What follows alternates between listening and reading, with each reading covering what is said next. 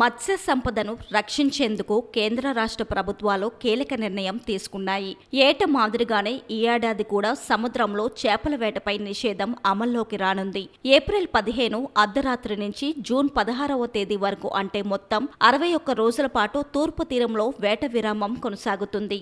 చేపల పునరుత్పత్తి కాలం కావడంతో వేసవిలో వాటి సంతానోత్పత్తికి ఆటంకం కలగకుండా ఈ ఆంక్షలు విధించారు. ఆంధ్రప్రదేశ్, తమిళనాడు, ఒడిశా సహా అండమాన్ నికోబార్ దీవుల్లో ఈ నిషేధం అమలవుతుంది. విశాఖ హార్బర్లోని సుమారు 700 మెకనైజ్డ్ బోట్లు జెట్టీలకే పరిమితం కానున్నాయి. ఇంజన్ లేని సంప్రదాయ పడవలకు మాత్రం వేటకు వెళ్లేందుకు అనుమతి ఉంటుంది. వేట లేక ఇబ్బంది పడే మత్స్యకారులను ఆదుకునేందుకు ఆంధ్రప్రదేశ్ ప్రభుత్వం ఒక్కో కుటుంబానికి 20,000 రూపాయల చొప్పున ఆర్థిక సాయం అందించనుంది.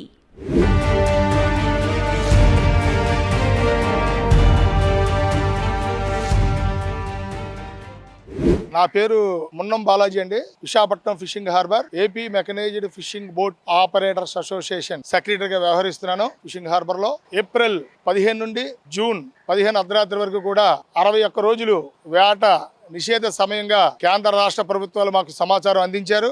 ఆ సమాచారం మేరకు మరి ప్రతి సంవత్సరం మాదిరిగానే బోటు ఓనర్లు కానీ మరి దీని మీద ఆధారపడే మత్స్యకారులు అందరం కూడా మత్స్య పరిశ్రమకు సంబంధించి అందరం కూడా ప్రిపేర్ అయి ఉన్నాం. ఈ అన్సీజన్ పీరియడ్ కి ఎలాగైతే ఎదురు చూస్తామో గవర్నమెంట్ వారు ఇచ్చే మత్స్యకార భరోసా కూడా మరి మేము ఎదురు చూస్తున్నాం, అలానే ప్రిపేర్ అవుతున్నాం. ఆల్రెడీ 680 బోట్లకు గాను సుమారుగా 300 వరకు కూడా ఆల్రెడీ అప్లికేషన్లు మేము బోట్ ఓనర్ల తరపున ఇవ్వడం జరిగింది. అలాగే రేపు 15వ తారీఖు కల్లా మరి బోట్లన్నీ తీరాన్ని చేరిపోయినట్లంటే 300 కాగితాలు కూడా ఎమర్జెన్సీకి ఇస్తే ఇప్పుడు కూడా మరి లాస్ట్ టైం కూడా 10,000 నుంచి 20,000 పెంచి కూటమి ప్రభుత్వం ఇచ్చింది.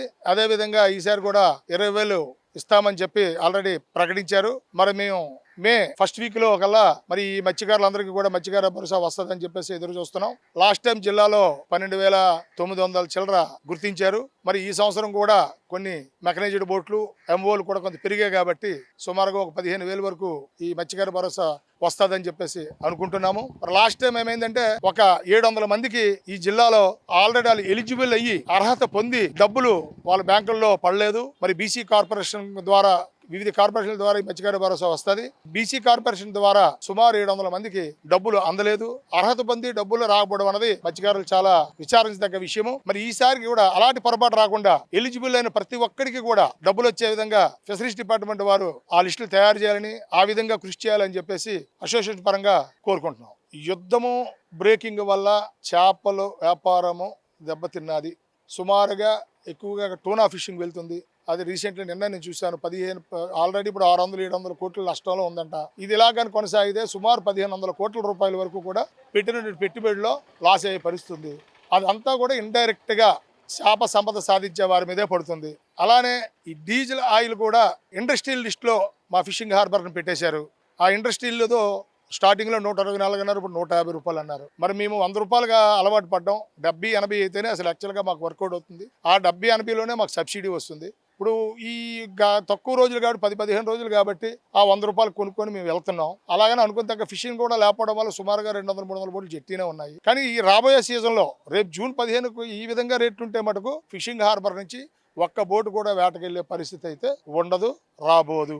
దీని మీద కేంద్ర ప్రభుత్వం ఇప్పటి నుంచే ఆలోచించి, అంటే ప్రభుత్వం ఉన్నది మీకు ఇబ్బంది లేదు, ఆయిల్ ఉంది అంటున్నారు, కానీ కంట్రోల్ సిస్టమ్గా ఇంతకుముందు మాకు రోడ్డు మీద ఎక్కడైనా మా బోటుకు అవసరం గ్యాస్ అంటే అంటనే దొరికేది. ఇప్పుడు గ్యాస్ దొరకట్లా. గ్యాస్ దొరకకపోతే బోటు వెళ్తాం. కాబట్టి ఒక సిస్టమ్ లూజ్గా ఆ ఫ్రీడమ్ ఉంటేనే మా బోట్లు వెళ్ళగలవు. లేకపోతే మరి రేపు రాబోయే 15 కల్లా సరైన ప్రక్షాళన చేసి మరి ఈ డీజిల్ ఆయిల్ కూడా రిటైల్ దాంట్లోనే ఈ బోట్లు కూడా సంక్షేమం దృష్టిలో పెట్టుకుని పెట్టాలని, మరి ఇండస్ట్రియల్ దీంట్లో నుంచి ఈ ఆయిల్ బంకుల్ని ప్రత్యేకంగా ఫిషింగ్ హార్బర్ లో ఉపయోగపడే బంకులు తీయాలని చెప్పేసి ఆ విధంగా కూడా కోరుకుంటున్నాం. నా పేరు బుడ్డప్పారావు అండి. ఫిషింగ్ హార్బర్ లోనే వర్క్ 10,000 మందికి ఇప్పుడు మత్స్యకారులకి వస్తున్నారని అంటే గతంలో కూడా పొరపాట్లు జరిగాయి. పొరపాట్లు జరగకుండా ఈసారైనా సరే అందరికీ అందేటట్టు ఏర్పాటు చేస్తే ప్రభుత్వ కూటమిలో ఇచ్చారనేది ఒక ప్రజల్లో ఒక ఇది ఉంటుంది. తప్పకుండా అందరికీ అందజేస్తారని భావిస్తున్నాం అండి. ఇప్పుడు దగ్గర సుమారుగా 600 బోట్లు ఎన్నో ఉన్నాయి. అందులో కొన్ని బోట్లు ఆబ్సెంట్ అయి ఉన్నాయి, కొన్ని బోట్లు మటుకు వెళ్తున్నాయి, కొన్ని బోట్లు కూడా కలిసాయి. మరి వాళ్ళందరూ కూడా ఈ ఫిషింగ్ మీద ఆధారపడి ఉన్నారు. ఈ 2 నెలలు మరి బత్యాలు ఏమి లేకుండా ఇంటి దగ్గరే ఉండాలి కాబట్టి గవర్నమెంట్ కూటమి ప్రభుత్వం 20,000 రూపాయలు ఇస్తానని అప్పుడులో ప్రకటించి 1 సంవత్సరం అయ్యింది. అప్పుడు కూడా ఇచ్చారు. ఇప్పుడు కూడా చిన్న చిన్న పొరపాట్లు అయ్యాయి. కొంతమంది అర్హులైన వాళ్ళకి ఇవ్వలేదు. అంటే వాళ్ళు కూడా ఎవరైతే అర్హులు ఉన్నారో, ఎవరైతే ఏటలోకి వెళ్ళి కష్టపడతారో వాళ్ళందరికీ ఆన్ చేస్తే వాళ్ళు కూడా తృప్తి కూడా ఈ 2 నెలలు కూడా గవర్నమెంట్ ఇచ్చే బత్యం మీద వాళ్ళు ఈ విధంగా డిపెండ్ అయి ఉంటారు. నిషేధ సమయంలో వాళ్ళు సొంత గ్రామాలు ఉంటాయి, మరి ఇక్కడ పాటు ఉండదు కాబట్టి సొంత గ్రామాల్లో వెళ్ళిపోయి ప్రభుత్వం ఇచ్చే 20,000 రూపాయలతో వాళ్ళ బత్యాలు అయితే అక్కడైతే తక్కువ ఖర్చు కాబట్టి ప్రభుత్వం ఇచ్చిన కోటా బియ్యం మీద ఆధారపడి ఈ 20,000 రూపాయలు కూడా ఆ 2 నెలలు అలా సరిపెట్టుకొని మళ్ళీ బోట్లు వెళ్ళే సమయంలో వచ్చి మళ్ళీ బోట్ల పనులు చేసుకొని మళ్ళీ జూన్ 15వ తారీఖు కల్లా మళ్ళీ రెడీ చేసుకుంటారు అన్నమాట, వెళ్తారు. అంటే ఎక్కడైతే ఎక్కువ ఖర్చు అవుతుంది ఈ గవర్నమెంట్ ఇచ్చే 20,000 రూపాయలు సరిపోవచ్చు, సాలిపోవచ్చు. అయితే అక్కడైతే విలేజ్ల్లో ఉంటారు కాబట్టి సొంత ఊరు గ్రామాల్లోకి వెళ్ళిపోతే అక్కడ కూడా ఈ డబ్బులు చక్కగా నీట్గా ఖర్చు పెట్టుకుంటారు. ఈ 2 నెలల సమయంలో మళ్ళీ ఇక్కడికి వచ్చేసి మళ్ళీ ఇక్కడి నుంచి బయలుదేరుతారు అన్నమాట. అందరికీ నమస్కారం అండి. ప్రతి సంవత్సరం కూడా ఏప్రిల్ 15 నుంచి జూన్ 14 వరకు సముద్రంలో చేపల వేట నిషేధం అనేటటువంటిది ప్రభుత్వం అమలు చేయడం జరుగుతుంది. సో ఈ సంవత్సరం కూడాను ఏప్రిల్ 15 నుంచి జూన్ 14 వరకు ఈ మోటార్ బోట్లు, మెకనైజ్డ్ బోట్లు, ఫిషింగ్ అనేటటువంటిది మన సముద్ర తీర జలాల్లో నిలుపుదల చేస్తూ ప్రభుత్వం ఉత్తర్వులు జారీ చేయడం అనేటువంటి జరిగింది. దీని ఉద్దేశం ఏంటంటే ఈ కాలంలో ఎక్కువ రకాల చేపలు గుడ్లు పెట్టడం, పొదగడం, పిల్లల్ని పొదగడం అనేటువంటి జరుగుతుంది కాబట్టి ఈ కాలంలో మత్స్య సంపద సంరక్షణ దృష్ట్యా మత్స్య సంపదని భావితరాలకు కూడా అందజేయడానికి సమగ్రంగా నిర్వహించాలనేటువంటి ఉద్దేశంతోనూ, అలాగే సముద్రంలో మత్స్యకారుల తాలూకా భద్రత దృష్టిలో పెట్టుకొని ఈ నిషేధం అనేటటువంటిది చేయడం జరుగుతుంది. ఈ నిషేధం అనేటటువంటిది ఇంజిన్ లేనటువంటి సాంప్రదాయ తెప్పలకి వర్తించదు. ఇంజిన్ తెప్పలు అలాగే మరబోట్లకు మాత్రమే వర్తిస్తుంది.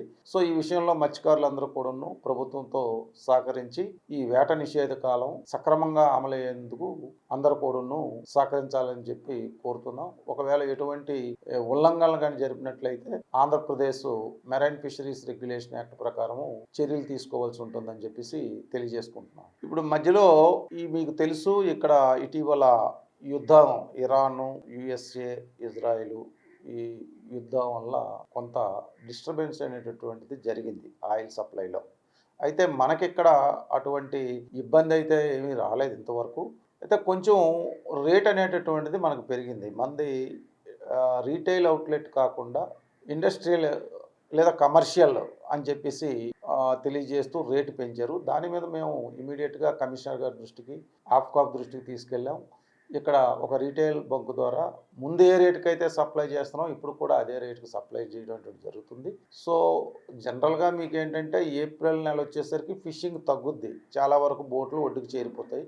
ఫిషింగ్ అనేటటువంటిది పెద్దగా లేకపోవడం వల్ల కానీ ఈ ఆయిల్ సప్లై లేకపోవడం కానీ సబ్సిడీకి సంబంధించినటువంటి సమస్యలు కానీ ఎటువంటివి లేవండి. ఇప్పుడు కూడా మా బంకులో ఆయిల్ ఉంది, సబ్సిడీ అవైల్ చేసుకుంటున్నారు.